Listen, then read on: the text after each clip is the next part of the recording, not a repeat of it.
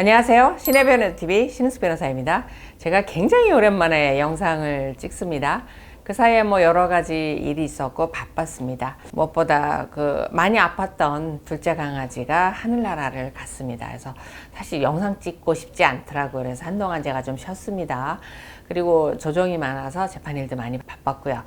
오늘은 제가 상담을 하면서 매번 느끼는 건데, 저는 굉장히 유튜브를 통해서도 그렇고 방송에 나가서도 그렇고 직접 상담을 오셨을 때 안내를 정말 했다라고 하는데도 반복돼서 자꾸 이상한 거를 보시고 이제 질문을 하세요. 어디서 그런 얘기를 들으셨어요? 이렇게 여쭤보면 인터넷에 그렇게 나와 있다고. 근데 인터넷의 정보라는 게 정말 믿을 수 있는가? 오늘은 이 영상에 대해서 정말 이렇게 빈도수가 높은 질문 몇 가지만 좀 정리를 하겠습니다. 자, 인터넷에 떠도는 정보 어디까지 믿을 수 있을까요? 거기에 내 인생 걸 수 있습니까? 저는요, 절대로 안 됩니다. 왜냐하면 인터넷 정보라고 하는 것은 주인이 없죠. 사실 이 사람이 쓴 거를 긁어다 붙이고, 이 사람이 쓴 걸 갖다 긁어다 붙이고, 변호사가 직접 쓰는 경우도 드물고, 사건 유치를 위해서 사무장이 이제 쓴 경우가 많고, 그 다음에 얼굴 없는 정보이기 때문에 책임을 지지를 않습니다. 그리고 다른 소송과 달라서 이혼 소송은 구체적인 사정에 따라서 결론이 다 달라서 똑같은 소송은 단 한 개도 없어요, 결론은. 그래서 다른 사람들이 이런 경우에 이렇게 됐댔더라가 나한테는 절대로 맞지 않아요. 왜냐하면 제 얼굴에다가 김태희 코를 얹는다고 제가 김태희가 되겠습니까? 그 얘기하고 똑같은 얘기예요. 그래서 정말 맞지 않는 거고, 인터넷의 정보를 갖고 이거를 자꾸 접합해서 진행 중인 소송에 변호사에게 그런 걸 요구한다라는 건 좀 세게 말하면 소송을 망치자는 얘기죠. 그래서 절대로 경계를 해야 되는 겁니다. 그래서 대표적인 질문에 대해서 몇 가지만 제가 이제 검토를 해보겠습니다. 자, 특히 젊은 아내들 분들이 오셔서 이제 하는 얘기 중에 있는데, 제가요 지금 별거 중인데요, 이 별거가 얼마나 가야 재산 분할에 영향을 주고 별거가 얼마나 되면 이혼을 할 수 있어요? 이런 얘기를 질문을 해요. 그럼 제가 물어봐요. 별건지 가출인지 차이점은 아나요? 왜 별거예요? 가출이 아니고? 그랬더니 제가 나와서 따로 살면 별거 아니에요? 이렇게 말씀하는데, 그렇진 않고요. 이혼 소송에서는 집을 떠나서 따로 사는 형태를 두 가지를 보는 거죠. 별거하고 일방적인 무단 가출로 보게 돼요. 그 차이점은 두 사람이 따로 사는데 합의가 됐는가라는 게 중요합니다. 그래서 집을 나올 때 두 사람이 따로 살기로 합의를 했고, 집을 나가는 부분에 대해서 상대 배우자도 동의를 했고, 이랬을 땐 이게 합법적인 별거가 될 수 있습니다. 물론 직장이 떨어져서 주말부부하고 있는 건 별거가 아닙니다. 이거는 주말부부는 그렇게 살아오는 형태지, 이건 별거라고 하지 않아요. 동거 의무가 있거든요, 부부는. 그거를 떠나서 따로 살기를 합의했을 때 이거는 합법적인 별거가 되고요. 무단 가출은 나 너랑 정말 살기 싫어, 그리고 보따리 싸갖고 아내분이, 남편분이 집을 나가버리는 거, 이건 무단 가출입니다. 이건 이혼에서 굉장히 큰 차이가 있게 되는데, 자, 별거는 유책 사유와 위자료 사유로 작용하지 않아요. 근데 무단 가출은 중대한 유책 사유입니다. 외도를 하는 것만큼 중대한 유책 사유고, 가출을 한 자는 중대한 유책 배우자니까 집에 있는 배우자를 상대로 소송을 제기했을 때 기각당할 확률이 대단히 높죠. 그래서 무단 가출을 했을 땐 중대한 유책 사유가 발생하고, 나가버린 사람에 대해서는 집에 있는 사람이 소송을 해서 이길 확률이 대단히 높지만, 나간 사람이 집에 있는 사람을 상대로 해서 소송했을 땐 기각될 확률이 굉장히 높다. 그렇다라고 하면 여기서 이제 가지 질문으로 얼마나 떨어져 살아야 이혼이 될 수 있어요? 라고 하면서 첫 번째 질문이 3년 이상 떨어져 살면은 자동 이혼이라면서요, 이렇게 질문하시는데, 우리나라에 자동 이혼제도 없습니다. 다만 3년 이상 행방불명일 때가 이혼 사유로 작용을 합니다. 이게 이혼 사유인 거지 자동 이혼은 없어요. 그때도 찾아서 협의 이혼을 하거나 아니면 재판상 이혼을 제기하셔야 되는 거지 자동으로 이혼하는 제도 없습니다. 그리고 또 하나 격가지 질문이, 별거를 얼마나 길게 해야 이혼 사유가 돼요? 이렇게 얘기하는데, 별거를 하게 된 이제 중대한 사유 중에 어떤 게 있었냐면, 부부싸움을 하다가 배우자가 칼을 들고 왔어요. 그리고 위협을 하고 살림을 때리고 이제 무자비한 폭행이 일어났다고 하면 거기서 어떻게 해요? 도망가야죠. 탈출해야죠. 이렇게 해서 시작된 별거는 폭력을 행사한 배우자가 동의를 안 했어도 이거는 별거입니다. 가출이 아니에요. 나올 만한 이유가 있었거든요. 내 생명과 신체를 보호하기 위해서 나왔기 때문에 이걸 무단가출이라고는 하지는 않습니다. 그래서 이런 경우는 뭐 기간 상관없이 바로 이혼 청구하셔도 돼요.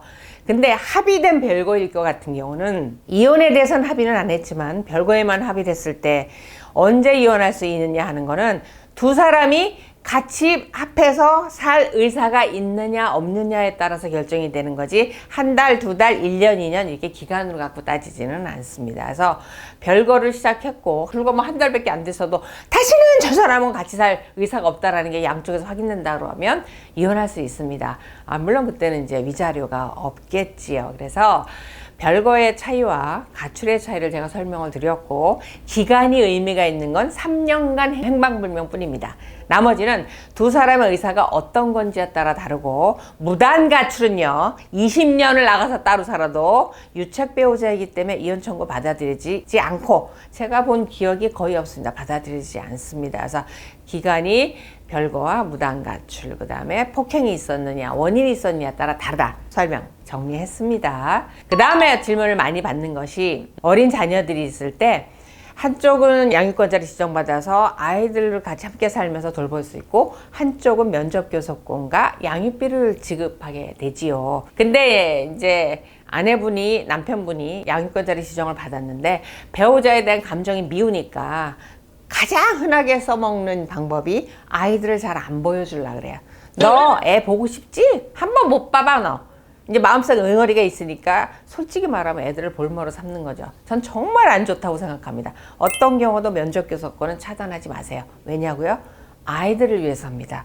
아이들이 비록 엄마 아빠가 이혼을 했지만 언제든지 자유롭게 볼 수 있고 엄마가 아빠가 나를 잊지 않았다라는 게 아이들 성장에 대단히 좋은 영향을 줍니다. 그래서 아이들의 자존감을 낮추지 않고 아이들이 밝게 자라기 위해선 면접교섭권이 정말 원활히 이루어져야 됩니다. 근데 이거를 볼모로 삼고 아이들을 안 보여주려고 하는 이제 배우자들이 있다는 거죠.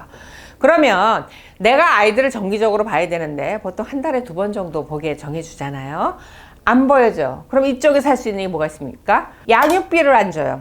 너 지난달 안 보여줬으니까 나도 양육비 지난달 거 안 보낼래.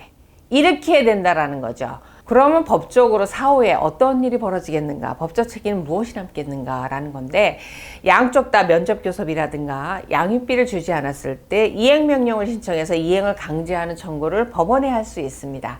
법원에 할 수 있는데 지난 거 안 준 거, 지난 거 안 보여준 거에 대한 강제 방법이 달라요.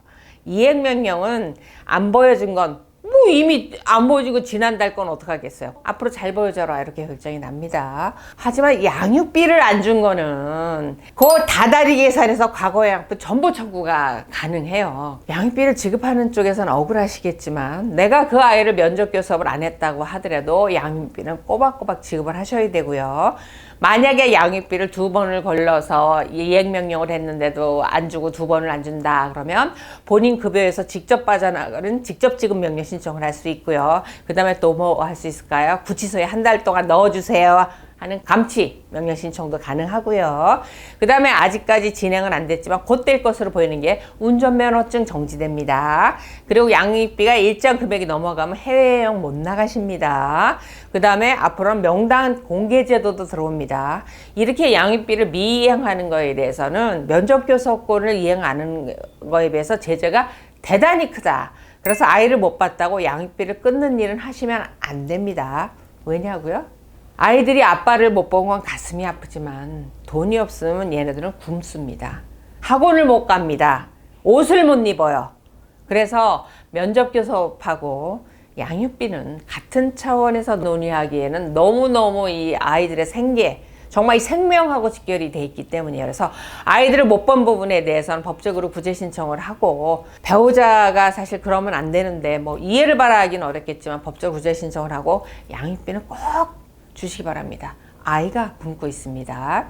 자, 이런 차이점. 그래서 안 보여준다고 양육비 끊는다. 어이, 큰일 납니다. 안 됩니다. 그런 거에 대한 오해하시면 안 됩니다. 그 다음에 연세 드신 분들이 많이 이제 오면 저 결혼할래요. 내 이 인간아 가지 내가 못 살겠어요. 이러고 오신 분들이 계세요. 결혼하시겠다고. 그럼 제가 물어봐요. 뭐가 결혼이에요? 따로따로 살고요. 서로 사생활 보장하고요. 그런 다음에요. 뭐 먹고 사실래요? 그건 논의해봐야죠. 그러니까 조론이라는 거는 단도직입적으로 말씀드리면 그냥 허무맹랑한 구름 같은 얘기예요. 합의가 되지 않으면 아무 의미가 없는 거고, 합의 중에서도 본질이 재산에 대한 분할이에요. 비록 이혼 소송을 제기해서 재산분할 판결을 받는 건 아니지만 조론이 되려고 하면 두 사람 사이 완벽한 경제적인 합의가 있어야 되는 거예요. 그러면 한 집에 살 수 없으면 나는 어디서 살고 너는 어디서 살고, 생활비는 한 달에 너는 얼마 쓰고 너는 얼마 쓰고, 그 돈이 어디서 나가고, 이거에 대한 합의가 없는 조론이 무슨 의미가 있습니까 도대체. 저는 이 부분과 관련해서 개탄스러운 게, 일부 유튜브를 하는 변호사들이라든가 방송에 나가서 정보를 주는 변호사들이 이 조론 한다니까요. 그거는 방송에서 시청률을 올리고자 자극적인 방법을 찾는 것뿐이지 그냥 허무맹랑한 구름일 뿐입니다. 그래서 저는 조론을 하겠다고 오면은 제가 화가 나요. 제가 도대체 이분들한테 누가 그렇게 잘못된 정보를 심어놓고 진짜 책임지지 못할 말들을 하는 건지. 그 조론이라고 말하는 변호사들한테 물어보세요. 생활비, 재산분할 본인이 해줄 건지. 의미가 없다라는 겁니다. 그래서 조론이라고 하는 것은 두 사람이 다시는 보지 않게, 비록 판결은 없지만 완벽하게 돈을 가르셔야 되고 재산을, 그 다음에 생활비가 공평하게 또는 뭐 약정한 대로 지급되는 방안을 확보해 둬야만 조론이 의미가 있다. 안 보는 거야. 그냥 아무 때나 나가면 안 보는 거 아닙니까? 하지만 조론이란 말을 쓸 때는 경제적인 부분이 꼭 있어야 된다. 그래서 인터넷에서 떠도는 조론 아무 의미 없는, 정말 쓸데없는 뭉개구름 같은 얘기다. 그리고 글을 말하는 변호사들 책임을 좀 지세요. 책임을. 이와 연결해서 또 하나 문제가 되고 있는 것이 부부재산 약정이라는 거예요. 그게 뭐냐면 민법에 있습니다. 부부가 결혼할 때 각자의 재산에 대해서 결혼한 이후에도 각자 관리하고, 거기서 나오는 수익, 건물의 월세라든가 통장에 들어있는 돈의 이자라든가, 이거는 각자 관리한다라는 걸 약정하는 거고, 등기를 하게 돼 있어요, 법원에. 딱 여기까지입니다. 근데 이게 어떻게 지금 떠돌아다니고 있냐 하면, 마치 부자들이 부부 약정을 하면 이혼할 때도 재산분할이 없대더라, 위자료가 없대더라, 이렇게 이제 이게 떠들고 있다라는 게 문제예요. 이거와 관련해서도 변호사들이 대단히 큰 책임이 있어요. 방송에 나와서 유튜브에서 왜 그 제도를 돈 있는 사람들이 이혼할 때 재산분할을 안 하기 위해서, 이혼할 때 재산분할을 아끼기 위해서 하는 약정이라고 설명을 하냐고요. 한번 물어보자고요. 진짜로 그렇게 알고 있어요, 변호사님들? 그렇지 않습니다. 부부재산 약정은 결혼 전 가지고 있는 재산을 각자 관리 수익한다는 거지, 이혼할 땐 이 약정이 적용되지를 않아요. 그 약정이 없는 것처럼 일반적으로 재산분할을 합니다. 이에 대해서 제발 믿으세요. 그래서 부부재산 약정이, 외국에서는 뭐 유명한 영화배우나 뭐 스타들이 결혼할 때 1년을 살면 얼마 주고 2년을 살면 얼마 주고, 그거는 그렇게 그런 약정이 허용이 되는 나라니까 가능한 거고요. 우리나라는 그런 제도가 없고, 이혼할 때는 무조건 기여도에 따라서 법원이 강제적으로 결정을 합니다. 그래서 부부재산 약정을 통해서 이혼할 때 재산분할이라든가 위자료 액수를 미리 정할 수 없다. 이게 가장 정확한 정보죠. 그래서 이 영상을 찍으면서도 같은 업종을 제가 비난하고 싶지는 않습니다. 하지만 변호사라는 사람 입에서 나오는 말 한마디가 다른 사람들이 말하는 거에 비해서 공신력이 높고, 그거를 믿고 일을 진행한 사람들에게 엄청난 손해를 줄 수 있다라는 이런 의식이 과연 있는가, 이런 부분을 생각하면 참 개탄스럽다라는 거죠. 그래서 대표적으로 인터넷에 떠도는 정보가 잘못된 것, 그 다음에 반복해서 상담 오시는 분들이 저한테 물어보는 질문에 대해서 몇 가지를 제가 오늘 정리를 했습니다. 변호사가 뭘까요? 전 그렇게 생각해요. 서비스 직업이죠. 그러니까 법률적인 정보를 주고 일을 대행해드리는 서비스 직업은 맞죠. 하지만 변호사가 사명감이라는 걸 갖지 않았을 땐 그건 장사치죠, 양아치죠. 전 그래서는 안 된다고 생각합니다. 왜냐하면 누군가의 인생을 망치기 때문이죠. 그래서 다 같이 사명감 가지고 우리 의뢰인분들, 이 법률적인 서비스를 의뢰하는 분들에게 최대한의 정확한 정보와 서비스를 제공한다, 이런 생각 다시 한번 변호사분들께서 다 잡아주셨으면 합니다. 오늘 영상 도움이 되셨다면 좋아요, 구독하기 눌러주시기 바랍니다.